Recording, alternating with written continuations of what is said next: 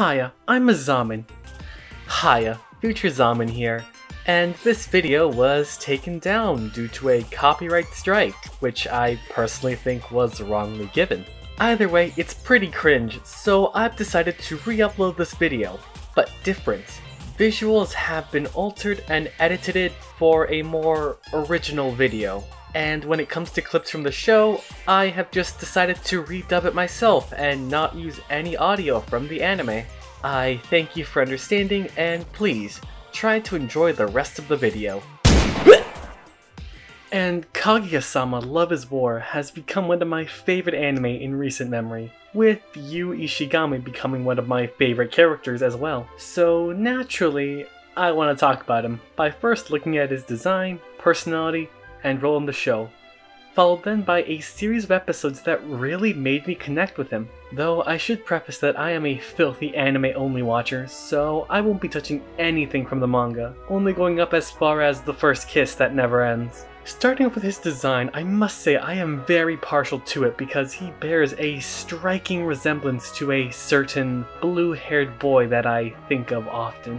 Especially with this, slim fit, dark blue hair covering one of his eyes, and this general gloomy person energy that he exudes. Though that is his surface level personality. Now, in terms of his fit, bro is just rocking his school uniform, but he keeps it open since he's got that bad introverted posture and wants to avoid this when he sits. And that basically covers his fit and design, which is very simple. And there's nothing wrong with that. Besides, Ishigami has more than enough personality to make up for it, so let's hop to it. On the surface, Ishigami presents himself as a bland, unassuming loser type who does what he can to not stand out, even going as far as to hide his nature from others. He's a quiet kid who generally has a depressive and somewhat cynical outlook on life, which does stem from a degree of narcissism he had. And what do I mean by that? I just mean that the feeling that he is somehow better than others in certain ways, when in reality he thinks he's actually lower and worse than them. He just acts like that. Due to these facts, Ishigami is initially presented as a kind of wallflower. He's in the background and vanishes quickly, which at first makes the viewer question how he joined the cauldron of personality that is the student council. On top of that, he's not very popular and pretty unsociable, which is evident by how he has a habit of brushing people off, which is sometimes intentional. But in most cases, he really isn't doing it on purpose. It just stems from his naivety and overactive imagination. Though Ishigami does possess a wonderful heart and truly cares for people, but much like another one-eyed boy I've covered on this channel, he just struggles to express himself. Though in Ishigami's case, it's mostly due to embarrassment because he doesn't want to be called an otaku. And combine that with how he's overly sensitive and unsociable, and you've got yourself a recipe for a wonderful character. However, gradually throughout the 4 seasons of Kaguya-Sama Love is War, he grows and changes into... we'll get to that. So let's talk about his role in the show, where he's first introduced as the enigmatic treasurer for the student council, who was appointed due to his skills with technology. He's presented as this cool, mysterious man of few words hacker type that is the backbone of the council, a man with a fierce grimace and a deadpan tone, until... I think someone is planning to murder me. His overactive imagination takes hold, and he's revealed as the dork he is, panicking and overthinking every little thing for the duration of his first appearance. And that stays for most of the first season of Love is War. Ishigami is played completely for gags. He escalates mundane scenarios into hijinks and is genuinely hilarious with his habit of no-selling and then really selling something. My favorite gag is how, whenever he loses the will to keep going, we get little scenes like I'm creepy.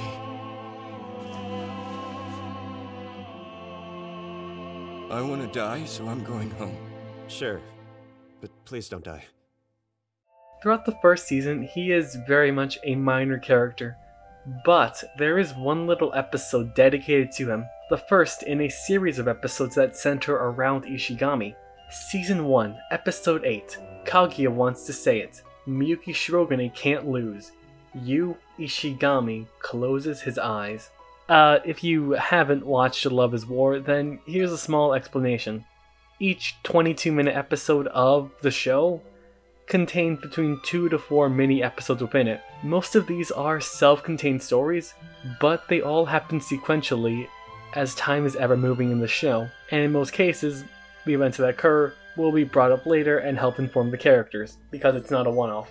Now for this video, we're going to be focusing on a few episodes that are spread out between seasons 1 and 2 that focus on Ishigami's past and give us true insight into his character. So let's take a look at Ishigami closes his eyes. In this season 1 episode, we find out that Ishigami is a bit of a slacker as he's failed every exam he's taken, which causes Student Council President Shirogane to tell him that if he can't pass the next exam, then he'll have to be kicked out of the council. Kaguya, the vice president, hears this and decides then and there to help him. However, Kaguya's way of helping Ishigami study is a bit intense. You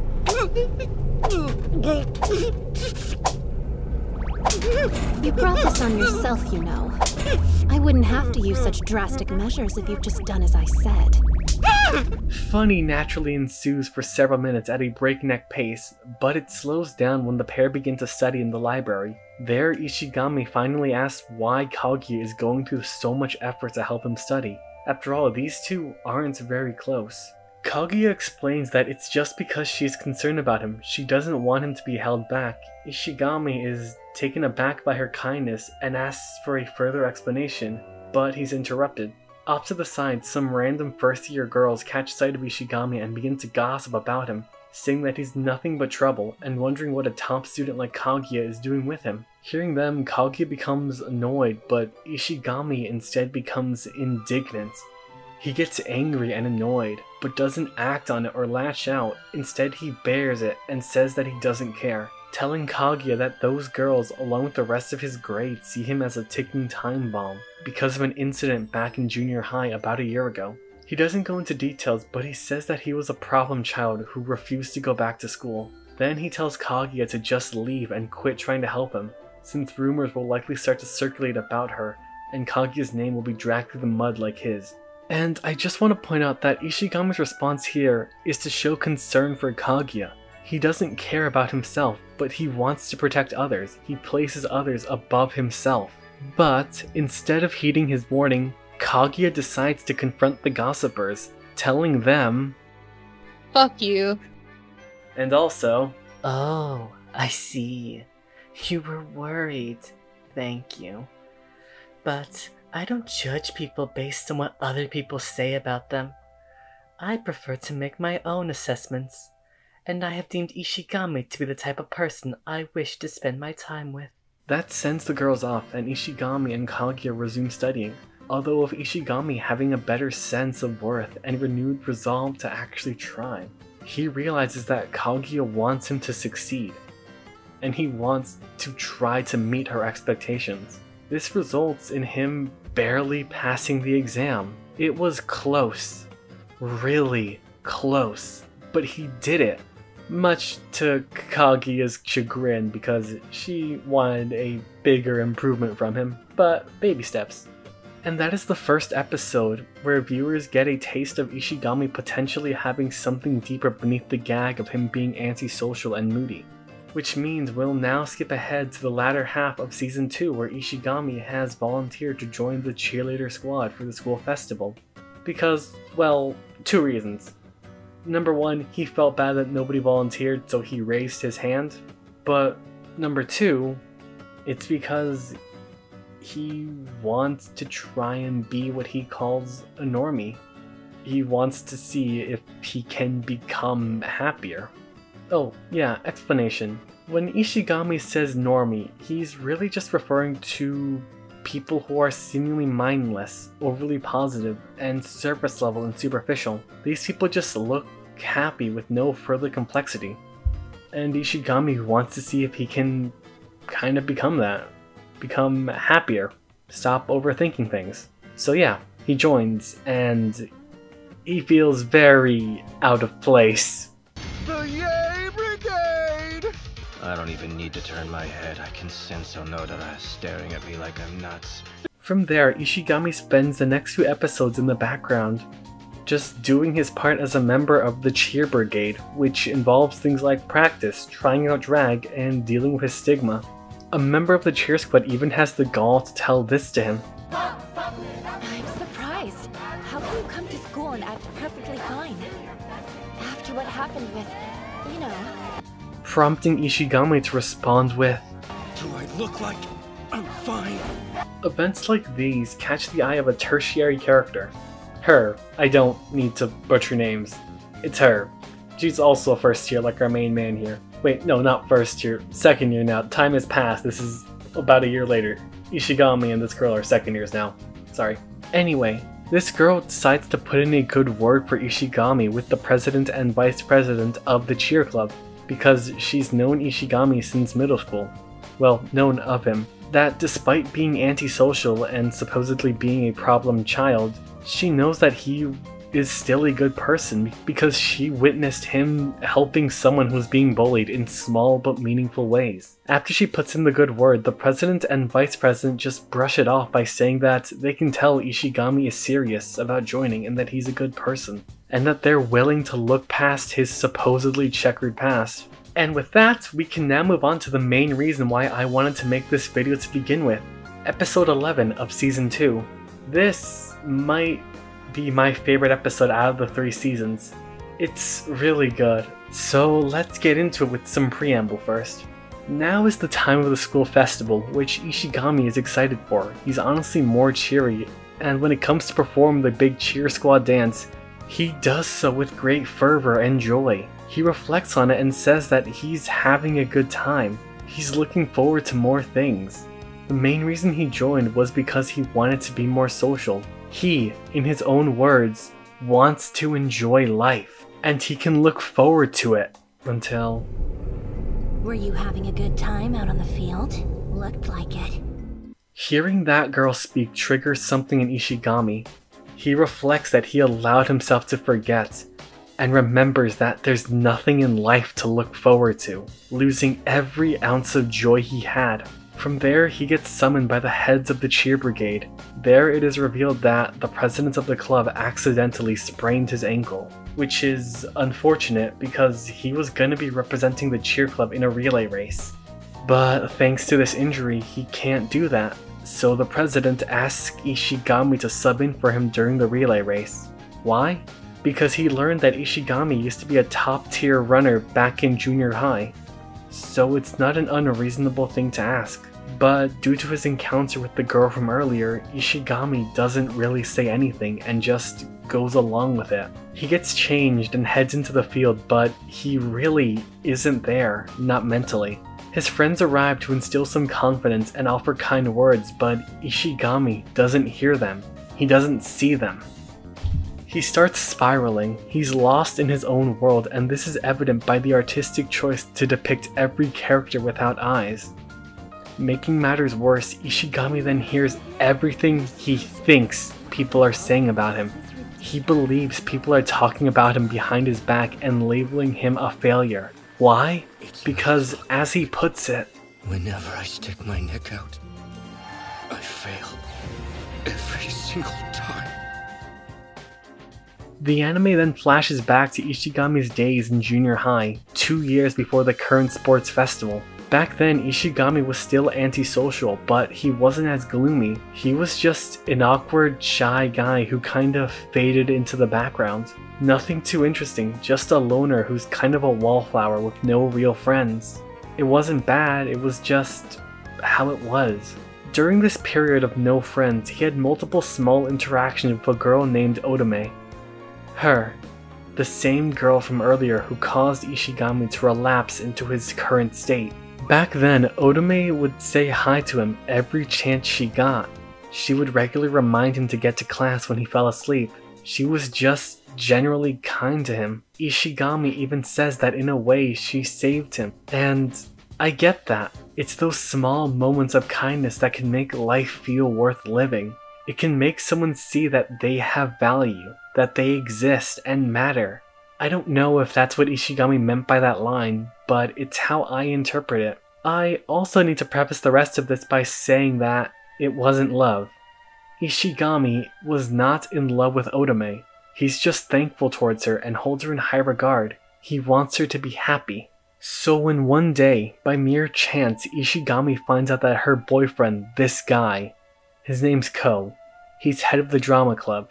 Ishigami finds out that he's cheating on Otome. At this point in his life, Ishigami wasn't apathetic and had a very strong and overt sense of justice that spurred him into action. So he spied on Ko and confirmed it. Now knowing this to be true, he confronted Ko because he did not want Otome to get hurt. Hell, he didn't even want Ko to confess his cheating ways. All he wanted was for him to stop cheating and be steady. Ishigami was not in love with Otome. If he were, then this next part would be a lot less complicated. During the confrontation, Ko attempted to weasel his way out and get Ishigami to swear to secrecy by bribing him, which involved Ko using Otome as a bargaining chip. It's disgusting. Ko shows Ishigami numerous photos of Otome in compromising positions. But it gets worse, because he tells Ishigami to let bygones be bygones, and that he can come over later when he's with Otome.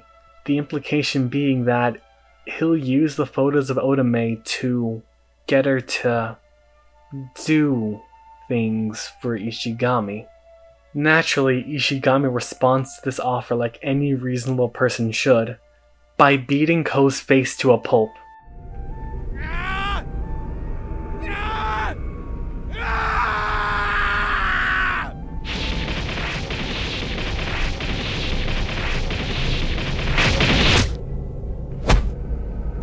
I wanted to make his face so ugly that no girl would ever want him ever again.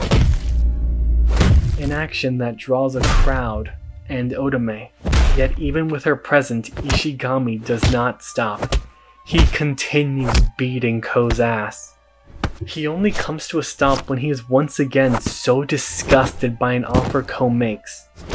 Ko asks Ishigami to stop, because otherwise, he insinuates that he'll just leak photos of Otome to make her suffer, just to spite Ishigami, since he knows that he wants to protect her. Ishigami is so taken aback by this scumbag behavior that he swears he won't let Ko touch Otome again, which Ko, the head of the drama club, then uses to his advantage. I guess you don't care if everyone knows you're a stalker. Huh? Look, I can understand why you've fallen for her better than anyone. But the fact is, I'm never going to break up with her. You can punch me all you like, but it won't change a thing. You're stronger than me, I admit it. But you can't make someone love you with violence. Painting Ishigami as a crazed incel stalker who beat up a popular nice guy because he was jealous. What happens next is where Ishigami's idealism died because he was naive and socially inept. Instead of trying to defend himself or refute what Ko says, Ishigami fell back on his idealism. He knows that Ko is a scumbag and has seen his true colors, so he assumes that everyone else will too. But that's not what it looked like. So Ishigami saying that Ko is a scumbag and that Otome should break up with Ko because of his lies does not go over well. To everyone, Ishigami is the monster, and Ishigami doesn't know how to react in this situation, so he desperately pleads for people to listen only to be shot down by Otome's cutting words. Don't you understand? This guy, he deserved every punch he got! Otome, you would know better than anyone. It's crazy! What's crazy? Is you. It's your fault! From then on, he was the crazed stalker, and there was no way to change this perception. Then, because of beating Ko's ass, he's suspended and forced to stay home, only returning to school to pick up schoolwork, which made him an even bigger outcast. He was treated and seen as the scum of the earth, with his locker being stuffed with trash and regularly vandalized. In order to return to proper schooling, Ishigami is told that he needs to write a letter of apology to Ko, and admit that he himself was in the wrong, which is messed up. Now, Ishigami admits that he was probably in the wrong for beating Ko as bad as he did, which is arguable. He admits that he was also probably in the wrong for causing a scene, and if he was a stalker then he'd definitely be in the wrong for that. But Ishigami remains indignant. He flat out refuses to apologize to Ko, and refuses to let Ko forgive him. Gaining a fire in his soul, he decides that he can go to hell. An indictment. I'll expose everything. Even if he winds up hurting her because of it. He can share that video with the whole school for all I care. I just want to be set free from all of this. Alright, and right, and right, and right, and right, and right, and right, and right, and right, and right, and right, and right. I'll write it. Just watch me. I'll write it all. Everything. But despite his supposed fervor, he just doesn't have the willpower to go through with it, instead writing what he calls a groveling apology. Now you may be asking, why doesn't Ishigami just tell someone what was up? And the reason why is irrational. You see, by this point Ishigami had internalized the situation. He stuck his nose in a place it didn't belong. He keeps thinking about what ifs and possibilities like, would Otome have figured it out on her own? Would Ko have just stopped? Is cheating just normal? Did he even have to get involved? He's in his own funk and he's not social. He has no one to turn to. He doesn't know what to do, so like a deer in headlights, he does nothing. He did nothing. He does nothing. Weeks and even months pass, but Ishigami did nothing. He does not turn in the letter of apology. He just sulks in his room and refuses to play the sick game. Back in the present, Ishigami is on the field still in the days, minutes away from his turn in the relay race. But he's then given a reality check by protagonist Miyuki Shirogane, who gives Ishigami a little push and tells him not to stress it and to just be him, which causes Ishigami to think about the positive, to think and remember how he got out of the funk with this apology business. It wasn't by himself, it was due to the intervention of Shirogane. Back to the flashback, like I said earlier, Ishigami did nothing for months, not turning that letter in and doing the schoolwork assigned to him. And somehow, despite not returning to school, he was still allowed to graduate and attend high school. But he still didn't attend classes for the start of the first semester. However, while he's sulking in the darkness of his room, a hero emerged. Shirogane, the student council president, arrived to save Ishigami by letting him know that he had conducted a small investigation on the entire incident, revealing that a few days after Ishigami beat Ko's ass, Ko broke up and cut all contact with Otome. No rumors or compromising pictures to speak of. And Otome did transfer schools since she perceived Ishigami as her stalker. Ko also transferred to a different high school because he was afraid of Ishigami. Ko perceived Ishigami to be a ticking time bomb and ran in fear from him. As Shirogane puts it, Ishigami did well. He could have been smarter, yes, and his actions may not be fully righteous, but he accomplished his goal of protecting Otome at the cost of his reputation, and thanks to Shirogane, the blemish on his record was scrubbed. Then, to really wrap things up nicely, Shirogane pulls out a Sharpie, takes the letter of apology, and scribbles over the following message: "Go to hell, dumbass!" A gesture that causes Ishigami to weep. This entire experience was awful, but he did it. He wasn't crazy. Shirogane proved it and went to such efforts. He went to such efforts for a nobody. Someone Shirogane didn't even know. This genuine act of kindness truly touched Ishigami's heart. In the same way Otome's small acts of kindness supposedly saved him, Shirogane saved Ishigami. He truly did. And the way Ishigami cries is just stellar. The weight of the world is finally off his shoulders. It's humanizing. Like the people who called him crazy, Ishigami was also dehumanizing himself. He didn't cry and kept all his emotions bottled up, but thanks to Shirogane, he was now able to open up and start moving forward in life again. So then back in the present, with that in mind, Ishigami is ready to move forward, only to again be confronted by his past, as Otome makes an appearance and hurls abuse at him. I hope you fall on your face. Because of what you did, he wound up dumping me. It's completely your fault. I'm the type of person who holds a grudge forever. How dare you enjoy yourself? You should be as miserable as you made me. But with Shirogane in his mind, and knowing that the cheer team placed their faith in him to step up, Ishigami has a response for Otome. Go to hell, dumbass. Finding his resolve, Ishigami lets his spirit run wild as... You know, I'm just gonna play Ishigami's lines now, as he gives his everything to win this relay race. Sorry, Otomo, but I'm done looking back. I'll win this and prove that I've moved on. I'll prove it's better this way, and I'm not crazy! Your cruel words and cold shoulders can't hurt me anymore. I won't bend or break. No matter what you think, no matter how you threaten me, my days of cowering in fear are done. I'll prove it by being a winner. I'll prove it to every person here. But he lost. He was close, really close, but he came up short. In this moment of loss, every negative emotion he felt comes surging back and washes over him. No, damn it, I'm a failure again. Maybe I was wrong. Once a loser, always a loser.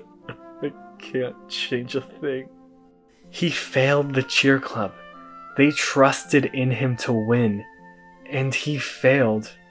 So it comes as a big shock when the cheer team swarms him and hypes him up, telling him that he did great. They absolve him of his supposed failure by telling him that bro would have won if the other racers didn't have a massive lead thanks to the lousy performance of the previous relay runners.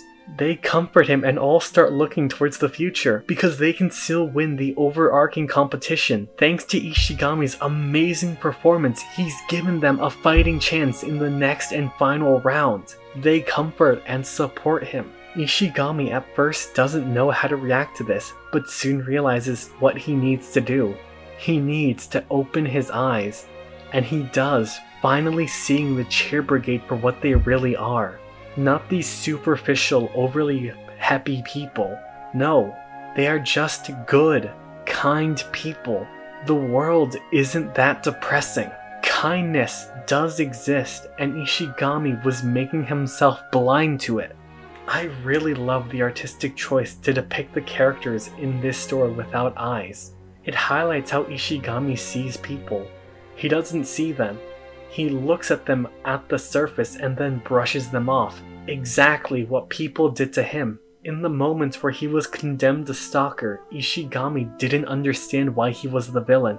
He didn't understand why those random students didn't take to his side. Perception, looking deeper beyond the surface. That's why. Eyes are the windows to the soul. Looking someone in the eye can tell you so much about how they feel and how they react. It can tell you what kind of person they are. But Ishigami refused to do it. He thought for the longest time the cheer brigade was annoying and superficial, stupid people. But he's wrong. He's glad to be proven wrong. The cheer brigade is just a bunch of friendly, well-meaning guys and girls. And at that revelation, he smiles and remarks, I might have seen it before if I bothered to look. It's amazing how much a view can change once you have your eyes open. Now I saw firsthand that genuine normies can be genuinely nice.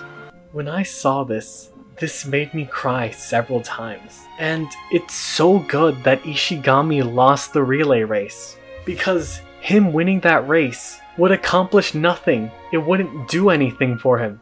but being able to experience failure and all the rage and sorrow that comes from it gave him something to overcome. Because right then and there, thanks to the cheer squad comforting him, he was able to learn and grow. Failure is setbacks, but they're important because they teach you how to keep moving. They teach him how to keep going towards the future. If he just won the relay race, then he wouldn't be ready for the next time he failed. He wouldn't be ready for the next time he had to stand back up. It's so good that he lost. Failure is a great thing. Now, back to Otome, because I need to mention that she is oblivious to all the cheating and how scummy her ex-boyfriend Ko was. She is entirely in the dark, and because of that, she's happy. She's not marred by this massive baggage and regret. She's just a bit sad that she was dumped. But she's still a happy person to everyone except Ishigami. And she gladly hurls abuse at Ishigami because that's her scumbag stalker. And Ishigami is fine with this. He wanted to make sure she stayed happy and unaware to the violentness of it all. Is that a correct answer? It's a bit muddy, but it's happy, and I think it's fine to be left as such. But let's step away from the show for a second to talk about the Love is War wiki, cause I perused it looking for images to use in this video. There, I happened to come across the comments section to Otome's wiki page, and wow, a bunch of bros really hate her. And they are, like, so sad and sound just, wow, they just sound like people living miserable, pessimistic lives by how they typed out their responses, which tells me that they completely missed the point on why Ishigami did what he did, and also appear to lack the critical thinking required to understand a person's feelings. A few choice examples are, Ishigami, please do not defend that disgusting woman's smile, cause each time I see it, I want to Rina Ryugu it's in the junkyard. Or, I haven't watched the full show, just all clips related to her and Ishigami. From all that, I can conclude that she is like all female leads of NTR anime who, you know, how they look good and nice in the beginning but they can't let go of the dick she's been sucking on. And there's a lot more worst ones. The Crunchyroll comments section for this episode in particular has a lot of deleted comments. To be clear, the truth is knowingly hidden from Otome because telling her will accomplish literally nothing. Proving Ishigami is right is not the point. It was never the point.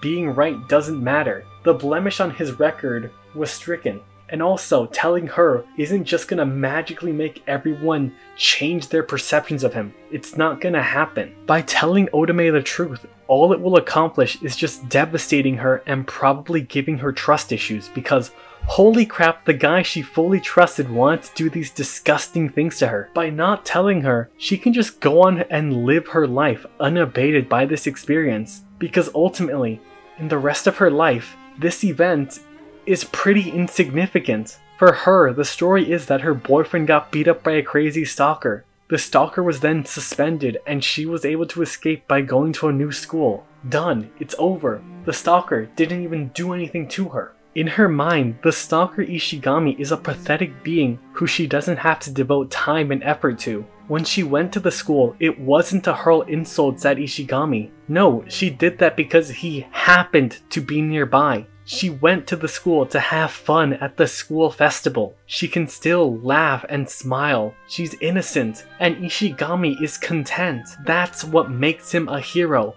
Because a true hero isn't someone who does it for the glory, for the purpose of being correct. No, they act because it's the right thing to do, even if they get no recognition. Oh, and by the way, the Cheer Brigade absolutely crushed the competition in the final round and secured the W. Which will wrap up this video. Ishigami continues developing across the third season in a lot more small and meaningful ways. He gains some confidence, he tries to get a girlfriend, and it's really good stuff, but I don't really think I need to get into that. honestly, I would just recommend going to watch the show, or waiting until I make a video about Ishigami in the 3rd season, because there is something I want to talk about there. It's not as powerful as this, but yeah, because listen, that last episode is really powerful stuff. I cried 3 times at minimum when I first saw it. The first time was the shock, horror, and pain when Ishigami was proclaimed the stalker. The second time was when he was running and giving his everything, because his speech is something I have said to myself while running. So when he's going on about not being a failure and proving it, I felt that, I resonated, and I stood up and yelled at my TV, shouting, "You can do it, Ishigami! Don't give up! Do it!" And the third time was when he finally smiled at the end. The catharsis I felt was unbelievable. I was so happy, and once again, I resonated. It reminded me of a small, seemingly insignificant moment that I keep near and dear to myself. Now I'll stop being touchy-feely to say that Kaguya-Sama Love is War is an amazing show. Go watch it. It's funny. It's great. It has good characterization and can slow down and really stab you in the heart with feelings. I fully recommend it. Anyway, yeah, I'm very sorry that, you know, you had to deal with me dubbing over most of that. I'm not a voice actor, and I am still getting used to mic work, so yeah. I hope that was in some way decent and not complete trash, but, like, I really couldn't throw away this video. I spent a full day working on this, and even if it was a bit rushed, I still want it to be good. So, yeah. Let's continue to the outro. Video is coming up on Friday. But, hey, next upload will be a long video, but I'm still very proud of this one. Anyway, I have been a Zamen, and thank you very much for watching this video, and consider sticking around if you don't hate my voice. My sole goal here is to improve my writing, editing, and speaking as I go on. Goodbye.